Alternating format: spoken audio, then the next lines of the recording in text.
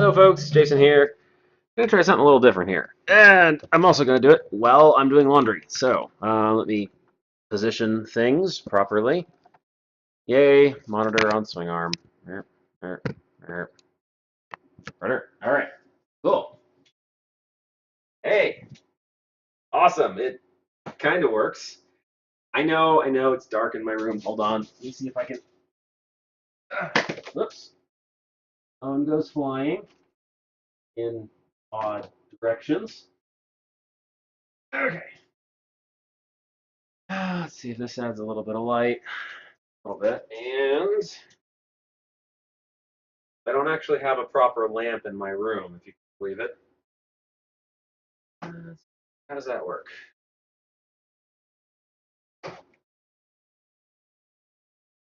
Good enough. All right, let me clear out a little bit of space on the bed so I can do my laundry while I'm talking. Because, hey, laundry, it's got to get done. Oh, boy. Man, where do I start? So I kind of wanted to chat, and it's actually going to be one of my first commentaries where I'm not actually talking about Gamergate. Let me move the camera just a little bit here. More. Yeah. One of my commentaries where I'm not actually talking about Gamergate, though I am talking about an issue that connects with it, and it kind of. Let me back up a second here. So it's an episode of Battlestar Galactica that I really enjoy, and it's one where Chief Tyrol. This was before he found out he was a Cylon. Basically starts a labor union in the fleet of sorts. And it was a really good episode because there was a moment in it that really touched on an incredibly profound, broad social issue that I think is the basis of a lot of criticism and commentary and whatnot about social issues in general in Western society today, and that has to do with sort of the long-term impact of stuff. How do I put it? How society structures itself. This is there we are. Okay. Here's the situation. The systemic ways of contaminated energy hold drink on. has turned everyone into Hold mutants. on. Annoying. I don't know why that keeps turning on. That's really annoying. So just kind of the systemic ways that society structures itself and how that impacts society over the long term to create the structure that it uses. And Cyril mentioned one thing in the episode where he said people are learning the trade of the ship that they're on, which basically means that they're going to be the most skilled at that trade. But that might not be what they're best suited to or what they most want to do, what they want to accomplish in that. But despite that, they're being forced to do it because it's what's in the best interest of the fleet. And that doesn't necessarily make for happy people. Ooh, what's going on with my stream here? There we go. Okay, my stream must have hiccuped or something. No big deal. It's not necessarily that doesn't necessarily make for very happy people, which is a problem because basically the show is about a labor strike that occurs in the fleet, and you know, but the interesting thing about what happens in Battlestar Galactica is you basically have what is effectively a perpetual military. Oops, that's up. A perpetual military situation. It's just short of martial law constantly. So there's almost a way of justifying that particular setup in the show. Now, obviously, in the real world here, it's a little different. But consider for a moment that if you have individuals who are learning certain patterns of behavior from the existing patterns that they see, that doesn't give you a lot of wiggle room to work with. You know, people are basically going to be replicating what they see, and whether we like it or not, I didn't mean to hold it like that. Whether we like it or not, you know, that's just kind of how these things tend to function. Over time, see patterns of behavior replicated. And, you know, we do see deviations on those patterns of behavior, which is exactly what cultural change is about. But I think one of the more profound aspects of that idea is, you know, the sort of the idea that because we replicate what we see around us, the amount of social flexibility is limited. I've got my own theory on that, and it traces back to, get this, Darwinian evolution. So consider, in Darwin's model of evolution, what you basically got is complex organisms that rely on the consistent and uniform function of all of its individual parts. However, there's also randomized mutations that crop up into the system every once in a while that can be harmful or helpful. Usually harmful, usually makes things a little bit worse or outright kill the organism. But occasionally you get a helpful one. And what happens is that because of these random mutations over long periods of time, what we end up having is improvement, because, you know, the mutations that are beneficial for the organism, the mutations that are beneficial for the organism end up allowing that organism to reproduce more, therefore it's more prolific, and it kind of, what's the word? It sort of overwhelms the other ones over a long period of time, of course. So that particular mutation of the species becomes the dominant one, and, you know, in some ways a new species in its own right. Now, obviously, the quirk here is that these mutations have to be adapted to the environment. If the environment changes, then that particular mutation, which was beneficial before, might not be beneficial going forward. But that's just kind of how it goes, you know. And it's more fair to say that the adaptable survive, not necessarily the strong. Because, hey, sometimes being the fastest is better than being the strongest. Now, I like to think of this in a social context as well, not in a social Darwinist perspective necessarily, but think about this for a moment. Imagine that the individuals who are perpetuating the existing cultural norms are very much like the cells in our own body, which are replicating in the fashion that they're supposed to. You need a certain amount of those in order to sustain society, to keep it going forward, just as you need a certain amount of successful cell production to keep your body functioning in the proper fashion.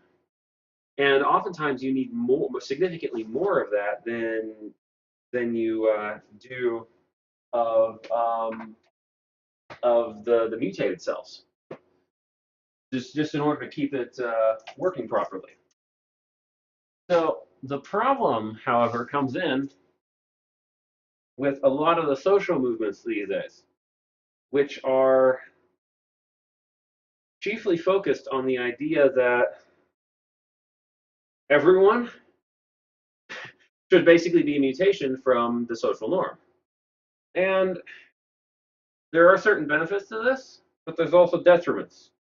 You lose a lot of the uniformity in the system that allows the system to continuously maintain itself. Now, this isn't a perfect analogy, of course. Culture is a little bit different than biology. Culture is more malleable. Culture is less rigid. It doesn't need to be quite as rigid. I mean, with an organism, you have like 99.9999999% of cells, or some crazy number like that, that need to replicate in the proper fashion, with very few that screw it up. But with a culture, you don't need it quite that rigid. I mean, I honestly don't even know what the percentage is you need in order to maintain a culture in a homogeneous state. But it's definitely nowhere near that high. So cultures are inherently more flexible than biology. However, I still think that a lot of the same basics apply. The problem I think comes in when I can only describe this in one way. When you've got a degree of social engineering that's occurring, but that social engineering is directing society towards the idea that the mutations, as it were, the deviations from the norm, should be the majority. And this line of thinking actually has roots that go back very far. Um, my first exposure to this as a mainstream idea was actually in a humanities class that was specifically looking at American media. And back in the old days of black and white um, silent films, specifically of the Charlie Chaplin variety. Awesome stuff, by the way. Where I got to see his movie Modern Times, which I still think is my favorite of everything he's done, which is basically a commentary on conformity. Um, I mean, it comments on a lot of things, but I think the most prominent aspect of it for me was a commentary on conformity. And some of the challenges of being nonconformist in modern society. Now, some people would say nonconformist in a conformist society, and I would only partially agree with that because all societies need a degree of conformity in order to function. If you have a completely nonconformist society, then what you really have is a lot of disparate groups. If you tend to look at human behavior, we will tend to migrate towards forming groups of like-minded people. I mean, just look at the political arena. Democrats tend to hang out with Democrats. Republicans tend to hang out with Republicans. Third parties, depending on the exact affiliation, tend to hang out with people who are like-minded. Even myself, to a degree. Though I will say that I do go to rather extraneous efforts in many cases to include people in my circle of friends that have very different views of mine. And I've actually found that to be very beneficial for myself personally. However, I still hold that a degree of conformity is absolutely vital in any society in order for that society to sustain itself. Now, I'm not going to go all anarchist on you, and I'm not going to make anarchist claims about what would happen if we didn't have some degree of conformity, because I honestly don't know. I honestly don't know what would happen if we didn't have a degree of conformity in society. I do know, however, that one of my biggest problems with how conformity is handled in society is the placement of those who are nonconformists. Um, and in a way, they only really are able to, in a way, nonconformity becomes a conformity of its own right, is as a subgroup of, or as a subculture, well, not even a subculture, as a secondary culture that coexists with the first one. Because if you think about it, hello, trash. If you think about it, the come on, brain, think you've done this before. Um, if you think about it, one of the things that happens quite frequently over time is the idea of culture and counterculture. I will be changing clothes off camera, but I will still be talking. Um, so there's this culture and counterculture notion that is actually quite replete throughout history. You'll have culture with a certain degree of norms and such. Eventually, you'll reach a level of critical mass, as it were, where there's enough people who disagree with the cultural norms that they start to develop a counterculture within the same society. There, that's the word I was looking for before. Within the same society.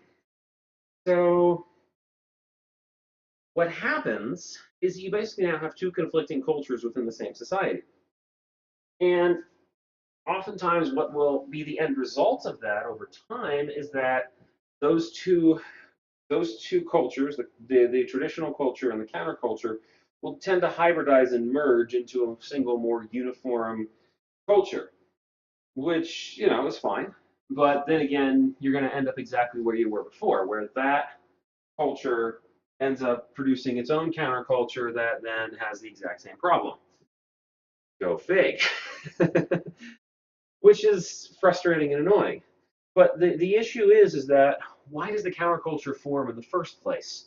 And there's some evidence of this, but my own personal theory and bias on this is that it forms because the primary culture starts to limit the activities and the behaviors and even to some degree the thoughts of the counterculture or of the people who disagree with the main culture. Therefore, a toe on bed.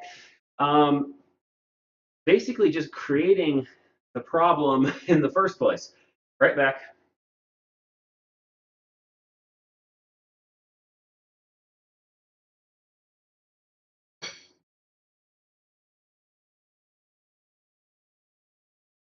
Now, oh, hey, bathroom light actually lights up my bedroom rather nicely. I will have to remember that. Now,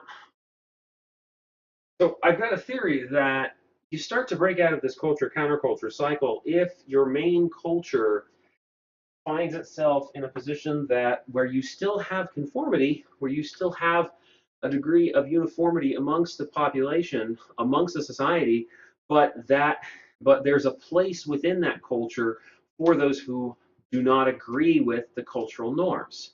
Now, in a way, this is almost contradictory in me saying this. More on that, be right back.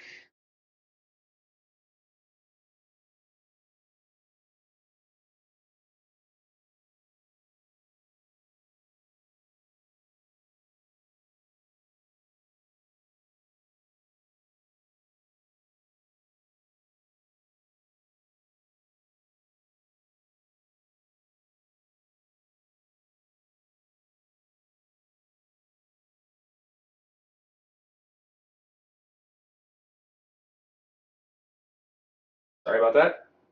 In a way, it's almost contradictory for me to even be saying that, because if you think about what culture is and what counterculture is inherently the objection to the existing culture. Um, However, checkbook, let me put that away. However, my own personal theory is that if we have a culture that is inherently embracing of different of change, of adapting, of adjustments, then you're going to get less counterculture. I mean, if you incorporate the counter ideas into the culture in some fashion that allows for the culture to basically let such people exist, and I apologize for shaking things around like that, to let such people exist, but not only just exist, but also incorporate into society in some sort of productive fashion where they can actually be members of society that contribute, then you have something very positive there. And my idea on how that can work is tracing back to sort of I would almost call them Nietzschean roots in a way. Where's my keyboard? There's my keyboard. Sort of Nietzschean roots in a way. So what I mean by that is that if you look at Friedrich Nietzsche, take my glasses off here because of the glare. If you look at Friedrich Nietzsche, one of the core ideas that he believes in is that you overcome that any adversity that you overcome strengthens you.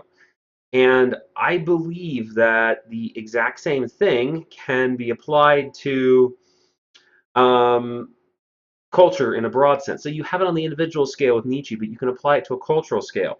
If culture butts its heads against things that it disagrees with, and very tries to sort of rigorously work with it rather than censor it, it becomes stronger. It becomes more capable, more powerful. It either reinforces the existing idea as being better, or the existing idea changes into something that is better. Either or, depending on what it is.